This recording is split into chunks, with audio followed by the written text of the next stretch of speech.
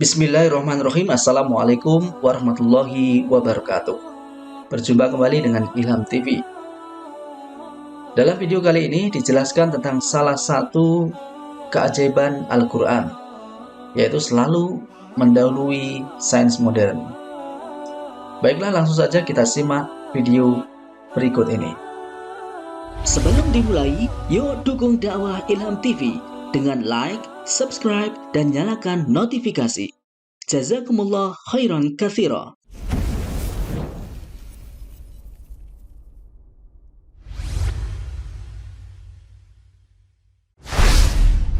Today we're going to look at why the Holy Qur'an decrees that death is when there is no brainstem function, not when your heart, lungs or other organs stop. To start, let's take a look at something that has been the stuff of nightmares and horror films for decades. It's the story of some poor soul who, for whatever reason, has been declared dead and buried 6 feet under, but they're still alive. Now, if you think this story can only happen in a horror movie, you'd be dead wrong, pun intended. One look at recent stories right from the news proves it. A woman who gave birth 3 months after she was pronounced dead, another who was still alive when she was put into a body bag in the morgue and subsequently froze to death. Why do these horrific cases exist? Because of this alarming fact, there are no universal guidelines for doctors when it comes to declaring a person dead. Yes, you heard that correctly. Even among doctors, the definition of death isn't fully agreed upon. You're dead when a doctor says you're dead. A person can be pronounced dead if their heart stops, but they can also be revived in many cases. People can also be kept alive with machines, even though their brainstem has 0% functionality.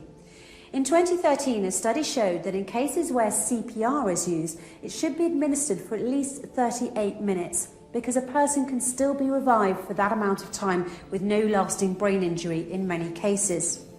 But here's where the difference is, and it's very important. Once the brainstem permanently stops functioning, there's no way of reversing it. No matter what happens, that person's heart will eventually stop beating, even if a ventilator is used. The most important fact to remember about the brain is this: it bestows upon us the one thing that makes us truly human: consciousness. With that fact in mind, the irreversible loss of consciousness can and should be defined as death, and vice versa. Now here's another fact that might surprise you. When you sleep, your brainstem is inactive, and there are those who argue that sleep is also a loss of consciousness due to the inactivity of the brainstem effector neurons when a person is sleeping. The brainstem also becomes inactive when a person dies, causing a loss of consciousness as well. While they might seem like identical definitions, there's one difference. Loss of consciousness during sleep is reversible, while loss of consciousness due to death is irreversible. And it's for this very specific reason that doctors, when declaring a patient dead, should limit their declaration to the state of the brainstem and nothing else.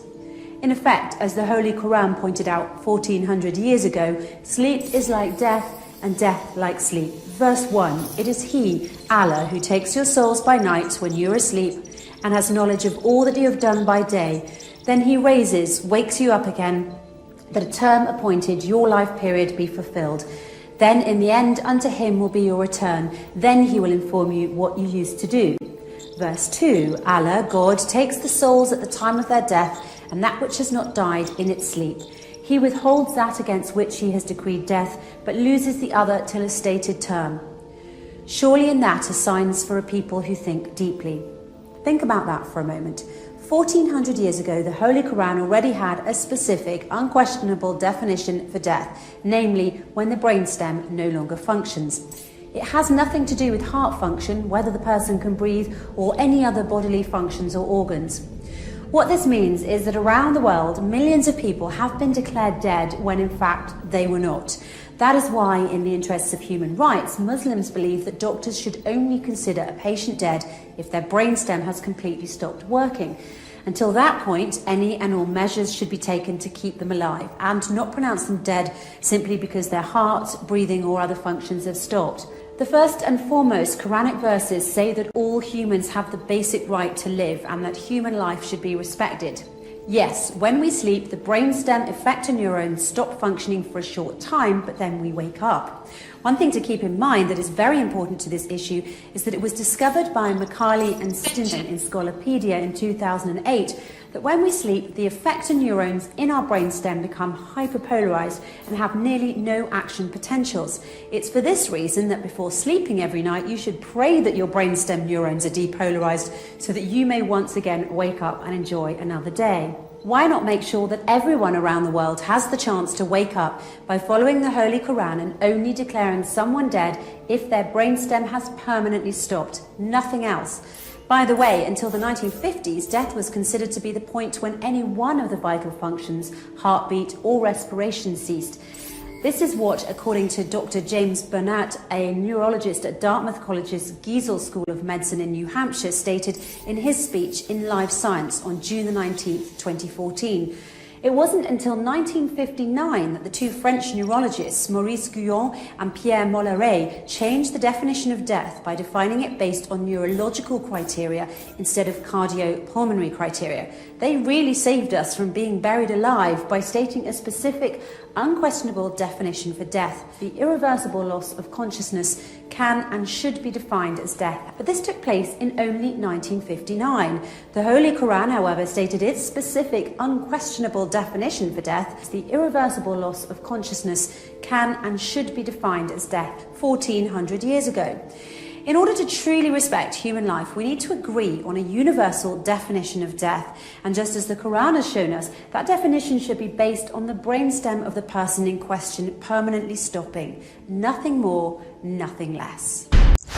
Ayat yang dikutip dalam video ini adalah surat Al-An'am ayat 60 dan surat Az-Zumar ayat 42. Dalam kedua ayat ini, Allah menggunakan kata yang sama, yaitu wafa atau wafat. Wafat bermakna diambilnya nyawa seseorang, dan Allah mengambil nyawa setiap orang dalam dua kesempatan, yaitu tiap kali orang itu tidur dan ketika ajal orang tersebut telah tiba. Pada saat tertidur, Allah mengambil nyawa orang tersebut dan mengembalikannya, maka terbangunlah ia dari tidur. Pada saat ajal datang, Allah juga mengambil nyawa orang tersebut dan tidak mengembalikannya lagi, maka itulah yang disebut mati. Dengan kata lain, Al-Qur'an 1400 tahun yang lalu sudah mengatakan pada hakikatnya antara tidur dan mati itu adalah sama-sama keadaan di mana nyawa diambil atau hilangnya kesadaran atau akal. Namun ilmu pengetahuan modern baru memberikan definisi serupa pada tahun 1959 Masehi yang menyatakan keadaan di mana tidak bisa dikembalikannya kesadaran yang hilang, maka bisa dan harus disebut sebagai sebuah kematian. Demikian penjelasan tentang salah satu keajaiban Al-Qur'an. Mudah-mudahan bermanfaat. Wassalamualaikum warahmatullahi wabarakatuh.